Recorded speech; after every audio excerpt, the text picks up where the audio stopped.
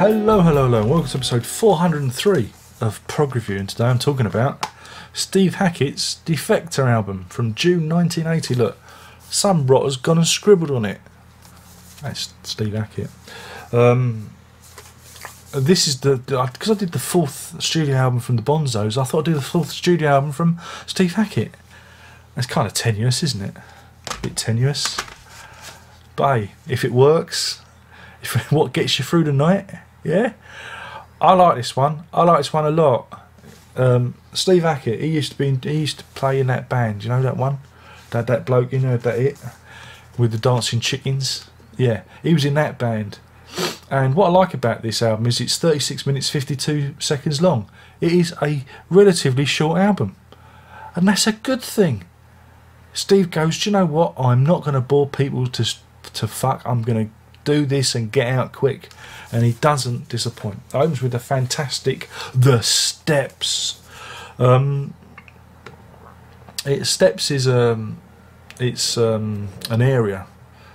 It's an area of temperate grasslands in Mother Russia, Ukraine, places like that, and that's what it's named. That's what this is. That's what the track takes its name from, and it's a great. It opens with some really great thunderous drums. And it's got the tunes, it's got the atmosphere, and this is what I pay my money for when I buy a Steve Hackett album. I want tunes and I want atmosphere, and in that opening track alone you get that. 6 minutes 5, it's probably a little bit long, a little bit repetitive, but I'm feeling kind today, so good. And this runs into Time to Get Out, which is again, it's a bit more of a traditional kind of song, and it works. It's a really good poppy, upbeat song. You know, I like it a lot. And that takes us into slogans, because as the album goes on, I think it's slogans leaving and Two Vamps and Guests they all merge into each other, or it might be just how I remember it. It's been a long time since I've listened to the album. Terrible that.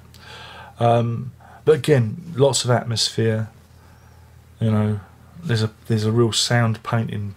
You know, it's a real. I like it because it's like there's a story being told, and there's mystery to it, and it's really cool. But it leaves detail out. It's not overdone. It's just absolutely perfect, absolutely perfect. And that first side, I just think is really strong. It's just a really strong album. Flip it over. That's what she said. I'm allowed to do it. I know some people don't like my pure old childish humour, but guess what? Tough titty. We have the fantastic Jacuzzi. It's an instrumental track. It features the fantastic flute work of John Hackett. He's tooting his flute, indeed he is, and it's one of my favourite instrumentals from the Hackett, and it's I just really like it a lot. I think it's self-contained, strong. You can whistle it, so I really like that. And then we're going to Hammer in the Sand, which again for me is just a little bit of a noodle. It's all right, but again I think it's because I'm running on the adrenaline from Jacuzzi. Hammer in the Sand is probably, I don't know, maybe it's sequenced wrong. Maybe the toast should have come, then Hammer in the Sand. But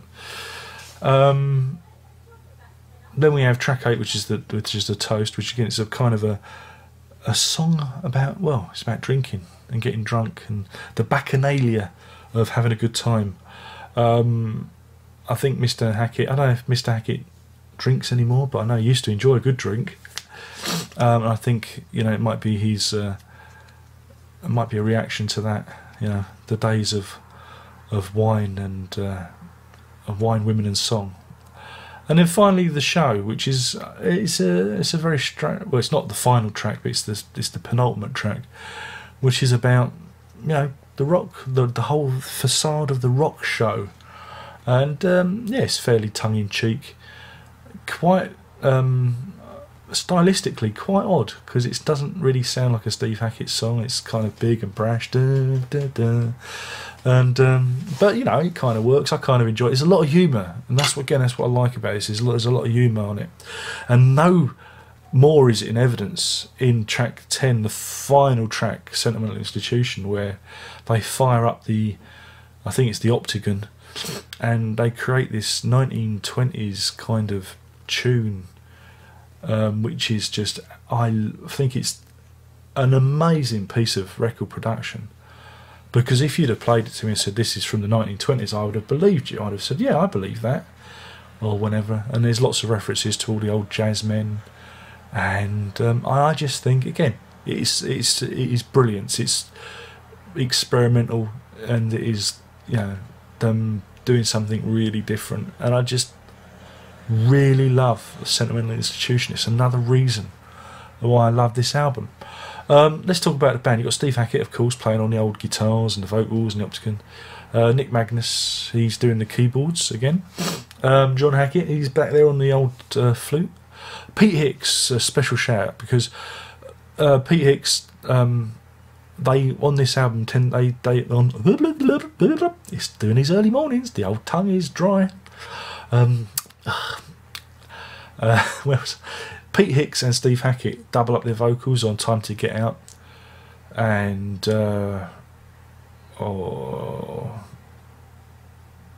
and The Toast, and it works really well, because, you know, Hackett's voice doesn't always come across that well in songs, but him and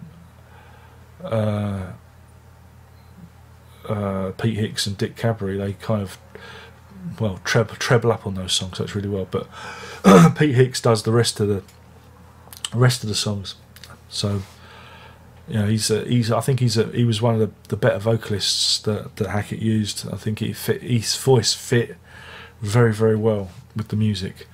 And of course, you've got Dick Cabry on bass and vocals, and John Shearer on the drums and the percussion.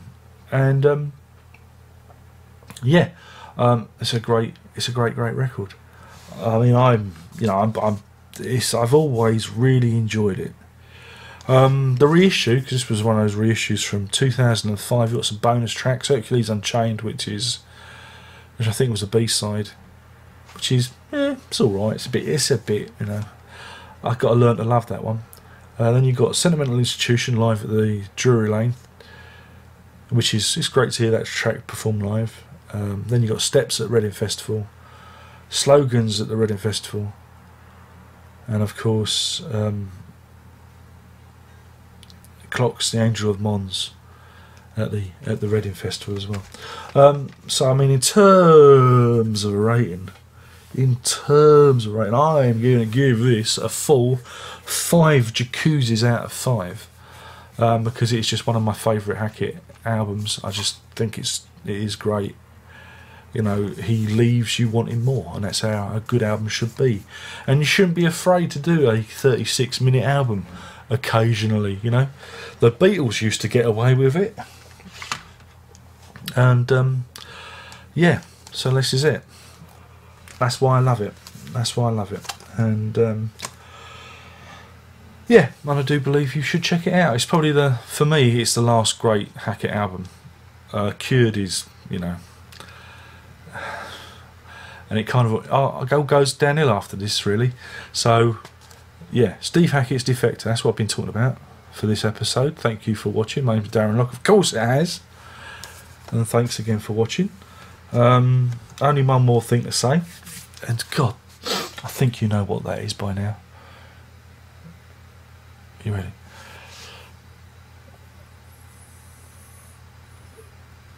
Prog on.